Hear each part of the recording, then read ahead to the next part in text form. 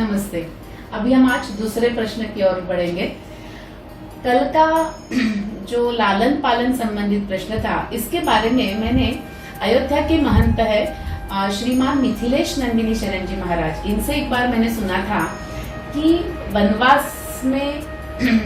वनवास के समय जब प्रभु श्री राम आश्रम में विहार कर रहे थे, तो वो मन में चिंतन कर रहे थे कि ऐसा क्यों हुआ कि अयोध्या में सब परिस्थिति अनुकूल थी। राजा दशरथ बहुत अच्छे थे, कैकेयी तो अपने पुत्र से ज्यादा प्रेम भगवान पर करती थी, भरत भी बहुत ही शुद्ध सत्व के थे, तो ऐसा उपद्रव एकदम से क्यों हुआ अयोध्या में। हालांकि प्रभु रामचंद्र तो वनवास में भी आनंदित थे, लेकिन उन्होंने जब विचार किया तो उन्होंने देखा गुरुकुल से जो बच्चे निर्माण होते हैं, वो निर्माण हुए बच्चे एक राजधानी यानी राजा निर्माण करने के लिए वो सक्षम होते हैं। वही बच्चे अगर राजधानी में पलते हैं, जैसे प्रभु रामचंद्र जी का सब हुआ, वो इतने कैपेबल नहीं हो सकेंगे। तो मैं ध्यान रखूंगा कि मैं मेरे बच्चे एटलीस्ट कि आश्रम में उनका जन्म हो और उनका लालन पालन ऐसा हो। तो ये एक संदर्भ मुझे जस्ट याद आ गया। हम अभी बाल लीला पर चर्चा कर रहे हैं कि श्री राम की बाल लीला, लवकुश की बाल लीला, ये सब चल रहा है। तो एक छोटे से एक बाल लीला का एक प्रसंग हम लेंगे। जब माता कौशल्या बड़े लाल प्यार से भगवान को खिला रही थी, चावल खिला रही थी, तब भगवान को आकाश में जो चंद्रमा था, उन्होंने आकाश का चंद्रमा देखा और जिद की, हट किया कि मुझे वो चंद्रमा अभी चाहिए। तो माता ने क्या किया, तो माता ने पूरा ऐसा बड़े बर्तन में पानी लिया और उसका प्रतिबिंब, चंद्रमा का प्रतिबिंब आपने प्रभु को दिखाया और प्रभु भी बड़े खुशी से उस चंद्रमा के साथ खेलने लगे, वो पानी में हाथ डालकर। तो ये जो प्रसंग हम देखते हैं, तो माँ ने नहीं बोला, यहाँ पे माँ ने नहीं बोला, लेकिन उनकी जिद तो पूर्ण की। उनको लगता था कि मैं इस घर का राजा हूँ, मुझे जो चाहिए वो मिलना चाहिए। ये हमारे लालयत पंचवर्षाणी का एक प्रिंसिपल है, उसमें आता है। तो जो बच्चे को चाहिए वो मिलना चाहिए 5 वर्ष तक। तो उसको उनका भी इच्छा पूर्ण हुई और माता ने भी योग्य तरीके से, यानी कौशल्या का कौशल्यपूर्ण व्यवहार या कौशल्यपूर्ण पेरेंटिंग, हम यहाँ पे का एग्जाम्पल देखेंगे। तो ऐसे हम हमारे व्यवहार में कैसे कर सकते हैं। यहाँ मनोवैज्ञानिक बोलते हैं नहीं मत बोलो बच्चों को।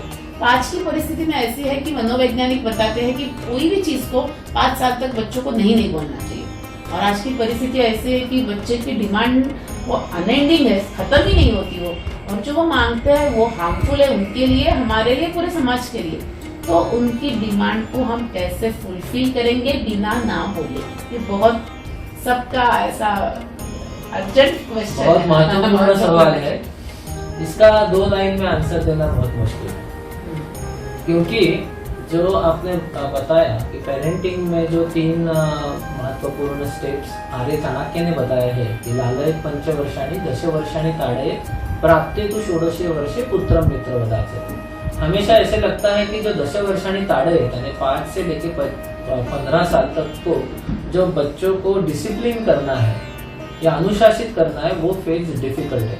लेकिन वास्तविक रूप में देखा जाए तो लालयत पंचवर्षाणी जो 0 से 5, एक्चुअली 0 से 5 नहीं, वो एक्चुअली गर्भाधान के साथ होता है, क्योंकि तब से संस्कार चालू हो जाते हैं। तो ये सबसे क्रिटिकल समय है पालकत्व का। आपने बोला भी, आपके सवाल में से मैं कुछ मुद्दे निकालता हूँ। सबसे पहले मुद्दा है कि आधुनिक जो मानस शास्त्र जो बताते हैं, वो बोलते हैं कि बच्चों की डिमांड को मतलब बच्चों को ना नहीं बोलना चाहिए। और हम भी ऑब्जर्व करते हैं कि छोटे छोटे बच्चों को हमने कुछ भी बोला तो सबसे पहले ना बोल देते हैं। और क्यों बोलते हैं, क्योंकि उन्हें सबसे ज्यादा सुना है ना बोलते हुए, और उनके दिमाग में ऐसा आया है कि जो ना बोल सकता है वो बड़ा। क्योंकि बच्चे भी छोटे छोटे समय हमें कुछ मानते हैं, हम ना बोल देते हैं, वो कुछ नहीं कर पाते। या माँ पिताजी से कुछ बोलती है, पिताजी ना बोल देते हैं, माँ कुछ नहीं कर पाती। तो वास्तविक निगेटिविटी वो ना से बढ़ती है घर में, इसलिए ना बोलना नहीं चाहिए। ये केवल बच्चों और बड़ों के बीच के व्यवहार के लिए लागू नहीं है। ये 2 बड़े जब बात कर रहे हैं या हर एक किसी भी सिचुएशन में नकारात्मकता ही सबसे कम आनी चाहिए, तो अपने आप पॉजिटिविटी बढ़ती है। तो ये बहुत महत्वपूर्ण प्रिंसिपल है। दूसरा, बच्चों की मांग, ये बहुत सोचने की एक एक्चुअली ये है कि मैंने क्राइटेरिया है कि बच्चे क्यों मांगते हैं और क्या मांगते हैं। आज हम जाएंगे, अभी बहुत सारे ऐसे आदिवासी जमात है कि उन्होंने गाड़ी देखी नहीं है, उन्होंने मोबाइल देखा नहीं है, क्या उनके बच्चे मोबाइल मांगेंगे? नहीं मांगेंगे। यानी पैदा होते ही उनकी डिमांड कुछ नहीं है। उनकी पैदा होने के बाद सबसे पहले डिमांड है, मैं पंच महाभौतिक हूँ, मुझे पंच महाभूतों को मिलाइए। बच्चे को पानी से आकर्षण जो है वो सिखाने की जरूरत नहीं है। उसको हवा, उसका जो हवा आती है, बहती है, आवाज आता है, उससे जो आकर्षण है, या कोई जोत है तो उसके प्रति जो आकर्षण है वो सिखाया हुआ आकर्षण है, वो नेचुरल है। लेकिन बच्चे को चॉकलेट मालूम रहता है? नहीं मालूम रहता। कौन लाके देता है सबसे पहला चॉकलेट? पहले बच्चा डिमांड करता है या पहले बड़े उसको लाके देते हैं? ये बहुत महत्वपूर्ण है। सबसे पहले मोबाइल बच्चा मांगता है या बड़े उसको दिखाते हैं, इस पे कार्टून दिख रहा है, कार्टून देख, या कुछ छोटा सा गेम खेल, या हम जरा बड़े बात कर रहे हैं तो तू डिस्ट्रैक्ट कर रहा है, तो ये ले ले मोबाइल। तो वास्तविक रूप में बच्चों की डिमांड को फॉर्म करना, ये बहुत बड़ा टास्क है पहले 5 साल में, कि हम ये प्रोग्रामिंग कर सकते हैं कि बच्चे हमसे क्या मांगे। इसलिए लालच पंचवर्षाणी क्यों सबसे डिफिकल्ट फेज है, कि उसमें बच्चों का मन का विकास पूरा नहीं हुआ है, बुद्धि का विकास पूरा नहीं हुआ है। तो इसके लिए वो जो देखते हैं वही सही है ऐसे जानते हैं। तो जब समझो पति पत्नी का झगड़ा हो गया है तो बच्चे को लगता है ये सही है। कभी कभी ऐसे होता है कि पिताजी कुछ कारणवश कुछ किसी से झूठ बोलते, बच्चे को लगता है सही है। पिताजी माताजी को कुछ व्यसन रहेंगे, या वो मोबाइल पे बहुत ज्यादा है, या पिताजी कुछ पदार्थ प्लेट में अच्छा नहीं लगा तो उसने वैसे ही छोड़ दिया। ये सब जो वो ऑब्जर्व कर रहे हैं, हमें लग रहा है कि उनको समझ में नहीं आ रहा है, लेकिन वो सब रिकॉर्ड कर रहे हैं और उसके हिसाब से बाद में उनकी डिमांड्स चालू हो जाएगी।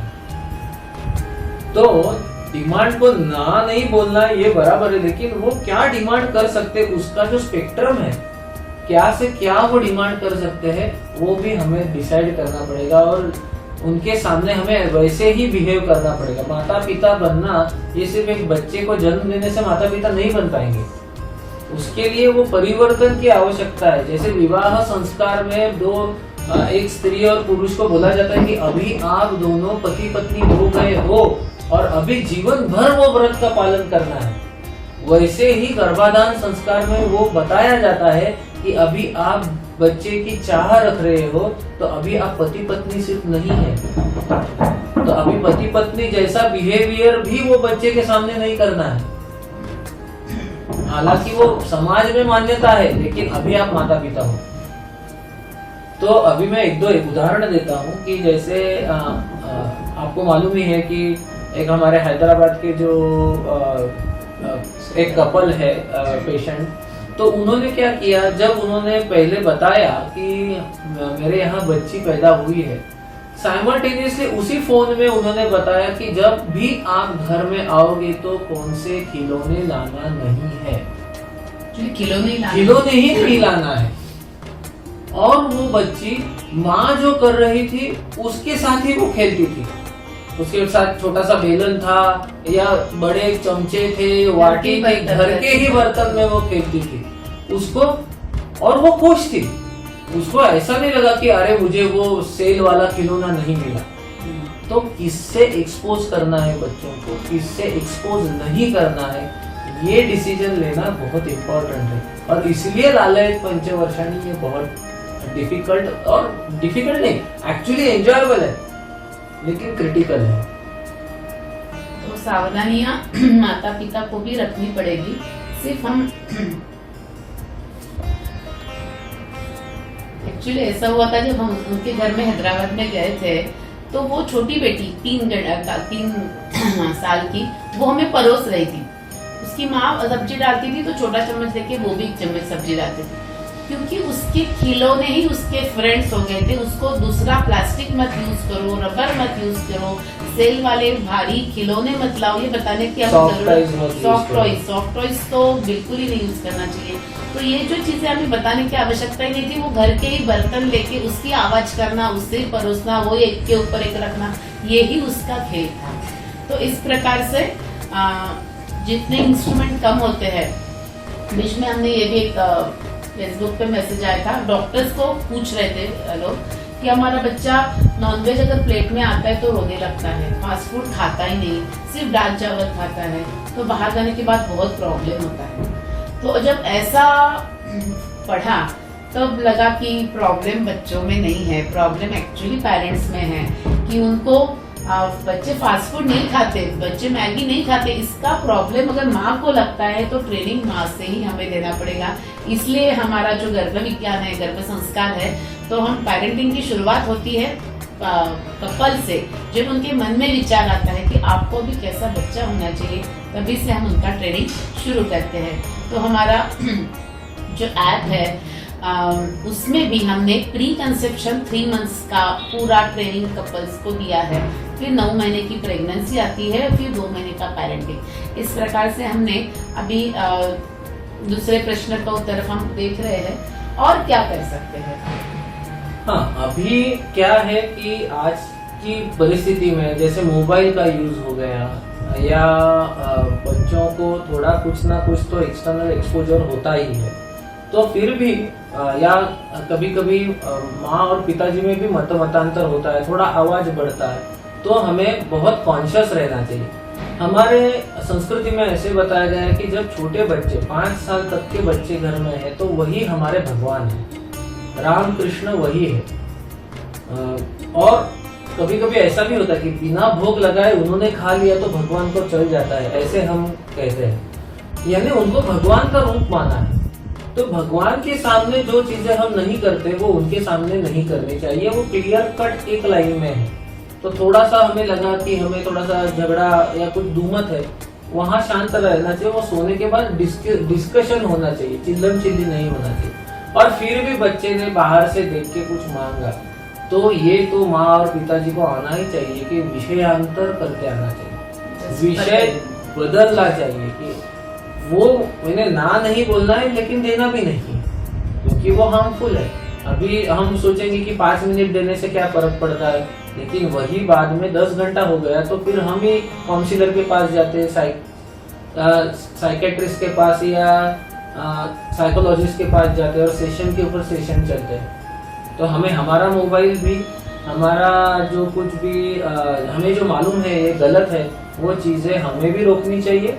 और वो बच्चों ने भी डिमांड की तो उसको डाइवर्ट बच्चे जो डिमांड करते हैं, हमें वो क्या कर सकते हैं अभी हम सबको पता है, लेकिन हमारे पास पेरेंट्स के पास उसके हायर लेवल का और सत्वगुण निर्माण करने वाला ऐसे कुछ और अच्छी चीजें हमारे पास चाहिए जो बच्चों को हम इधर से इधर डाइवर्ट तो करेंगे। लेकिन प्रॉब्लम यहाँ पे है कि ये सात्विक चीज है, अच्छी है, ये कहाँ से मिलेगी ये ही आजकल पता नहीं। इसलिए हमने जो हमारा जो गोप्रेक ऐप है उसमें हमने कपल के लिए 20 एक्टिविटीज दिए कि उन्होंने कपल ने बाहर अगर घूमना है तो कहाँ घूमने जाना चाहिए, है ना, कौन सा भी खरीदी करना है तो क्या लेना चाहिए, यहाँ से शुरुआत होती है। तो इस प्रकार से जब हम ट्रेनिंग देंगे तो जरूर हम बच्चों को इस पूरे झगमगाहट की दुनिया से थोड़ा सा 5 साल तक तो कंट्रोल कर सकते हैं। धन्यवाद।